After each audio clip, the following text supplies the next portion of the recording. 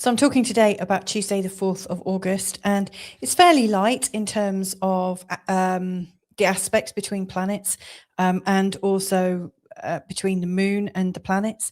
However, there are three distinct moon movements I would really like to mention today, because I do think they're going to give us a bit of a shape for Tuesday and how Tuesday might affect us.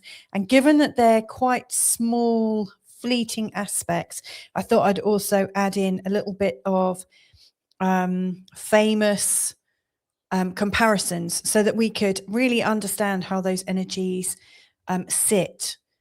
So, for instance, I'm going to be mentioning a little bit about Bob Dylan, a little bit about David Bowie, a little bit about George Lucas, and also a little bit about Tom Cruise, and how they really epitomize some of the aspects that we're experiencing today. So it's not quite your usual forecast here, but hopefully with that extra description, we'll really get it, and we'll really feel into how this might affect us. So the first thing, as you can see here, this is the chart for midnight.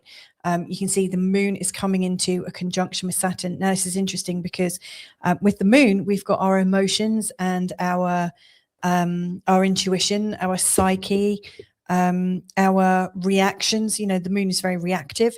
And here with Saturn, it's the planet that's least reactive and most controlled. So as we're going into Tuesday, the energy is of controlled reactions. And so you might find that you keep people at bay. This is a sort of energy that can come up where we don't want to have big reactions. So we give people a wide berth because we might react to them. If you might even have the moon in a conjunction in your own birth chart, and I wonder how you express that or how you feel it. So this is a time when we might want to be practical, really adopting a kind of let's get it done kind of attitude, like, oh, let's be a bit businesslike, let's just get on with things and not make a big deal out of things, which is a very sort of moon and Saturn energy. There's also a bit of a story with pre-rejection. So, for instance, if you think you might have an emotional reaction, you might reject the thing that might bring that reaction in. So it's almost like a pre-rejection. So if you've got a rejection thing going on at the moment, then just watch out earlier on the day on Tuesday, because you might find that story of rejection, is amplified, and, just be aware of it if you start to go into it again. Now, interestingly, Bob Dylan and David Bowie both had their moon in a conjunction with Saturn. Now, you might not necessarily think that they have anything in common necessarily, but the moon and Saturn in a conjunction shows that both of them had a very sort of seriousness about their emotions, a real sort of seriousness about connections with people, a real seriousness about how they were around people, really not wanting to have to go into a big reaction, really wanting to control things. Now, one of the things I noticed about both of their music, and I'm quite a big fan of David Bowie, don't know so much about Bob Dylan, but they're both storytellers. Now, Saturn creates form and shape around things. And so, Saturn's really good in terms of, in fact, you can see it with David Bowie with his really sharp cheekbones and his really good bone structure. But you find Saturn shows up in really strongly in the charts of people who are known for their bone structure, known for their poise and their, how they stand, etc. And fashionistas also have a fair bit of Saturn going on there, because Saturn creates the style that people can step into. You can really see it at David Bowie, and with Bob Dylan, I don't think it's so much about him being stylish, more it's about his conscious lyrics. So Saturn is almost like the wrapper that the emotional intention can go into. So I think that might be why they're good at storytelling. It's so funny. I never thought I'd ever say the moon in a conjunction with Saturn could create this really good storytelling, or this love of stories. However, the moon and Saturn in a conjunction can bring out sarcasm and a really good humorous observation. And of course, yesterday in the forecast, I was actually talking about an honest observation. So I think that sort of fits in. Anyway, the next aspect that comes in is the moon goes into a square with Mercury. The moon is still technically, it would be just the other side of Saturn. It's still in a conjunction with Saturn. So we might be a little bit more serious than usual. But then as the moon comes into the square with Mercury, we start to feel tension between our emotionalism and our emotional reactions, and then the need to be logical. It's kind of interesting because I might expect these kinds of aspects to be in the charts of people who are architects, who have an emotional vision, create form with Saturn, and also are arguing with logic all the time, like looking at numbers and things, with this hard Mercury. But what this is really showing is that we're in a tug of war of sorts. We are in a tug of war between our emotional reactions to feel things and emote and really like free ourselves in our emotions and follow that story. And yet Mercury in a square is holding us to logic. And it's like you've got these two forces that you're trying to balance. It's really difficult to balance them.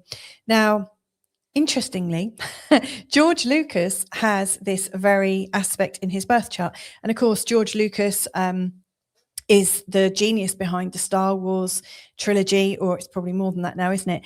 And also Indiana Jones. And if you think about the lead characters, there's this energy of emotional reactions and ignoring the logic. So for instance, in Star Wars, you've got these emotional characters that are feeling things, and it's taking them on their hero's journey. And then you've got the sidekicks like R2D2 and C3PO kind of saying, excuse me, you haven't quite thought this out. Now, with Indiana Jones, of course, he didn't listen to any reason, and he got himself into all sorts of scrapes. So here I actually think that George Lucas, his natural birth chart was like played out in his work. So I'm not going to say that you're going to be on a hero's journey yourself necessarily, but you might find yourself throwing caution to the wind and ignoring that more logical, practical and calm side, that wants to just look at the facts. And if you find that you're in a place that feels a little bit dangerous and a little bit emotionally wild, you might want to ask yourself, what would R2D2 would do right now? What would 3CPO do right now? What would Spock do right now? Just to try and channel your inner seriousness, but your inner droid, like channel your inner droid, I think is the message here, because that will keep you steady. And again, like I say, these are very architectural. If you are somebody who needs to build something with precision and really pay attention to the ecosystem that you're gathering around you, then this is going to be a great day, because it's really going to give you the chance to build something really strong. Finally, the last aspect of the day, just before the moon goes into Taurus, and that is when the moon moves into a sextile with Mars. Now, moon sextile Mars is all action. The moon is obviously, I've just shared this over and over, is all about our emotional reactions, our intuition, our the things that pull us into situations. And of course, Mars is a planet that cuts a dash, that wants to take action, that is on the go, that is quite defensive.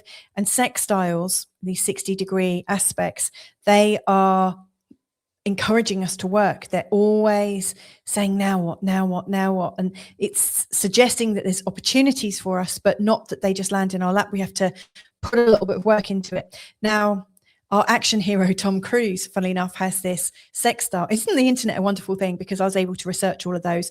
I just did a quick search, like which famous people have got this. And so I just looked for the ones that I thought, wow, that's good. So we got like Tom Cruise here, in this sextile. And of course, he's played the rash, crazy, action-oriented, I'm not going to stop, kind of indefatigable action hero. He has gone above and beyond, very, very physical roles, like very driven, like these huge magnetic call to actions, especially when he's challenging authority and being an authority in his own right. So you might find later on in the day that you've got your action hero side coming out, where you recognize there's lots that needs to get done. And also that you're not going to take shit from anyone. It really feels like I'm in charge. This is my police investigation that I'm going to screw up by being a maverick. That's, Tom Cruise, obviously, and I might fly a plane. It's it's this inflation of our confidence. It's this sort of energy of, I'm going to get this done and I'm going to do it really good because I am good. So it's a very heady day all in all, because the moon is reacting to these 3 planets with very different aspects, from the moon in a conjunction to Saturn, to a square with Mercury, to a sextile with Mars. It's creating a different kind of action all day. And then finally, the moon goes into the sign of Taurus. And, you know, the moon is going to step back a little bit. When we go into Wednesday, the moon is going to calm right down. And I think that's really going to be helpful. In fact, as we're coming into that Wednesday energy, there's a lot more sort of healing stuff.